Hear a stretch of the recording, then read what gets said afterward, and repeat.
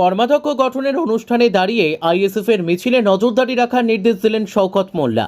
আগামীকাল আইএসএফ এর একটা সভা আছে কলকাতায়। কারা কোথায় কে যাচ্ছে এগুলো আমাদের একটু খোঁজ খবর নেওয়া উচিত, কারণ কিছু দু একজন বেঈমান আছে যারা আমাদের সঙ্গে ঘুরছে, আমাদের সঙ্গে থাকছে, ভিতর থেকে কোথাও কোথাও বেঈমানি করছে। ভাঙড় ২ নম্বর ব্লকে আনুষ্ঠানিকভাবে কর্মাধ্যক্ষ গঠন করেন ক্যানিং পূর্বের বিধায়ক শওকত মোল্লা।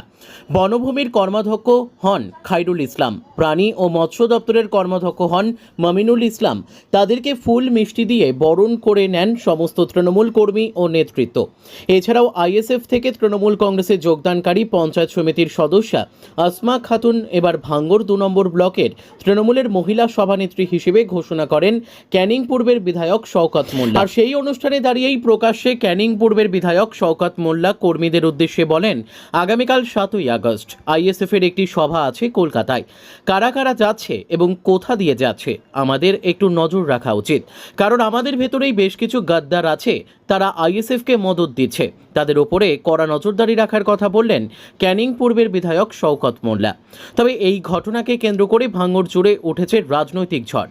বিরোধীদের অভিযোগ, এবার দলীয় কর্মীদের উপর বিশ্বাস হারিয়েছে শওকত মোল্লা। আগামীকাল আইএসএফ এর একটা সভা আছে কলকাতায়। কারা কোথায় কে যাচ্ছে এগুলো আমাদের একটু খোঁজ খবর নেওয়া উচিত, কারণ কিছু দু একজন বেঈমান আছে যারা আমাদের সঙ্গে ঘুরছে, আমাদের সঙ্গে থাকছে, ভিতর থেকে কোথাও কোথাও বেঈমানি করছে।